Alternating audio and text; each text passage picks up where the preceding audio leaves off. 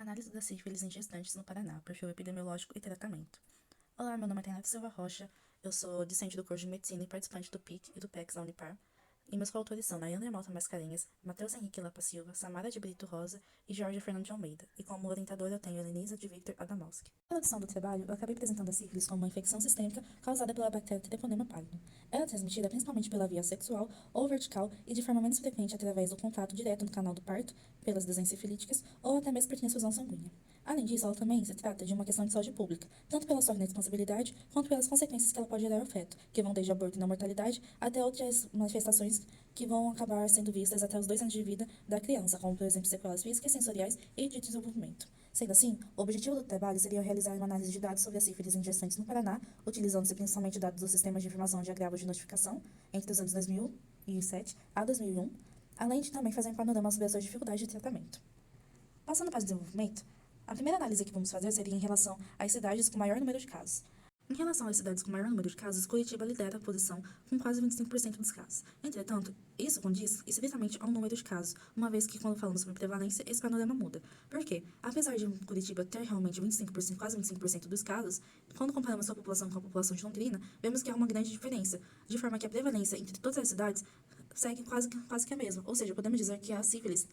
apesar desse número de casos estar concentrado mais em uma cidade, ela tem uma prevalência que é muito equilibrada pelo resto do estado. Dando prosseguimento ao desenvolvimento do trabalho, vemos que, segundo Pereira, em um estudo sobre o impacto do grau da escolaridade e da idade no diagnóstico tardio da sífilis em gestantes, que tanto a baixa formação acadêmica quanto a faixa etária jovem adulta são fatores que corroboram para a maior incidência de sífilis nas gestantes. Segundo esse gráfico, podemos ver que realmente, em relação à faixa etária, a parte dos jovens adultos são mais frequentes nos casos de sífilis em gestantes, correspondendo a cerca de 70% dos casos, seguidos por faixa etária de 15 a 19 anos, ou seja, adolescentes, com cerca de 23% dos casos.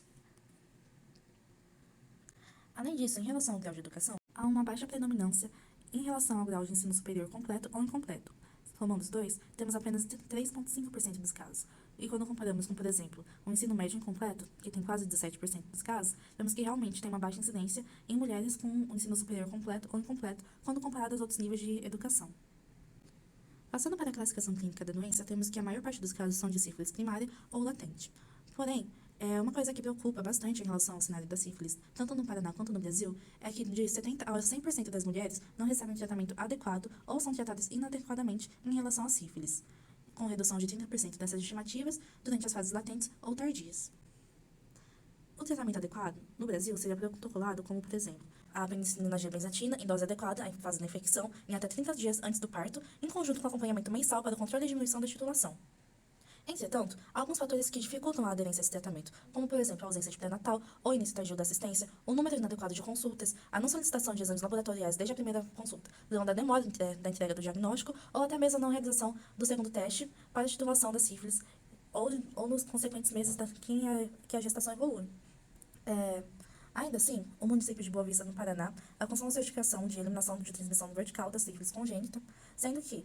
outras alternativas para que outras cidades do estado consigam o mesmo status seria em relação à Campanha Nacional de Combate à Sífilis Adquirida e Congênita. Como alguma das ações dessa campanha, temos a prevenção e tratamento precoce da infecção, tanto nas gestantes quanto em seus parceiros, além do lançamento do guia de eliminação da transmissão vertical, tanto do HIV quanto da sífilis, para padronizar os procedimentos em caso de suspeita ou acometimento dessas doenças, além da realização de cursos sobre a atenção integral às pessoas com infecções sexualmente transmissíveis, para oferecer uma qualificação profissional maior aos profissionais de saúde. Além disso, esse curso também pode ser feito à distância, de forma a difundir mais esse tipo de conhecimento.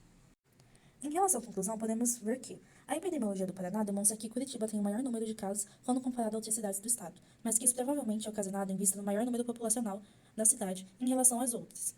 Em relação ao estágio da doença, no Paraná predominam-se os casos de sífilis primária ou latente, assim demonstrando a necessidade de políticas que incentivem tanto o controle e prevenção quanto a aderência ao tratamento da doença, especialmente no período pré-natal, onde a infecção tende a gerar mais consequências ao feto e recém-nascido, que vão desde a morte neonatal até graves acometimentos futuros.